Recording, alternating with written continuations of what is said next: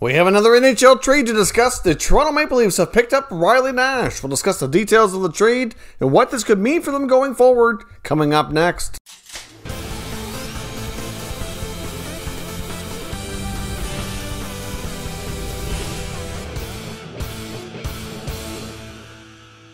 So welcome back to another video here at Top Shelf Hockey. Now, as I mentioned, we have some more breaking news from the NHL. We have another trade ahead of the NHL Trade Deadline, and this one, in my opinion, is pretty interesting. It might not be a huge name, but still, it's going to impact the Leafs here in multiple ways. They've acquired Riley Nash from the Columbus Blue Jackets in exchange for a 2022 7th-round pick. So basically almost nothing. So Riley Nash, of course, has been announced as being likely out for the rest of the regular season. He's expected to be out for about 6 weeks. There's about 5 weeks or so left in the NHL regular season.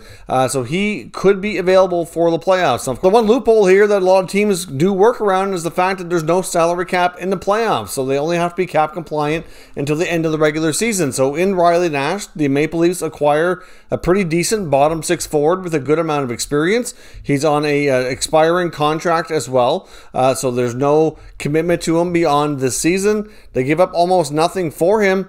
And on top of that, they can expand their LTIR pool for the rest of this regular season to use that to make another acquisition to make them even deeper and stronger. So this is a brilliant move. Kyle Dubas and company in Maple Leafs organization, I'll give you an A+ for this trade.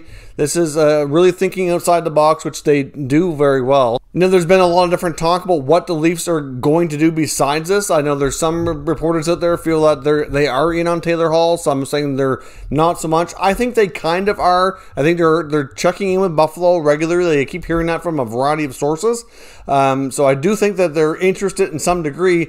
I'm just not entirely convinced, at least not yet, that he's like their preferred choice and that they're top of their their wish list here. So I guess we'll have to see. There's a lot of decent other forwards and defensemen that are likely available from what we're hearing. So I don't think that the Leafs really have zeroed in on one particular player, or at least it's not apparent yet if they have. And I think that they're going to be looking to do a variety of things depending on price. But this gives them two options here. They expand their LTIR pool for available cap space for making another acquisition. So if they do want to go after a guy like Hall or whoever, they can do so without depleting as much off the roster. And then in return, they get a veteran, good bottom six player. Brilliant move. So we'll see what this leads to for next year for the Maple Leafs, but you know there's going to be other trades. They're definitely going to be active. It's just a matter of who they go after next, whether it be Taylor Hall, Nick Foligno. There's all kinds of other options out there that are being rumored, so we'll see what their plans are. I know even Alex Iafallo in Los Angeles is another one.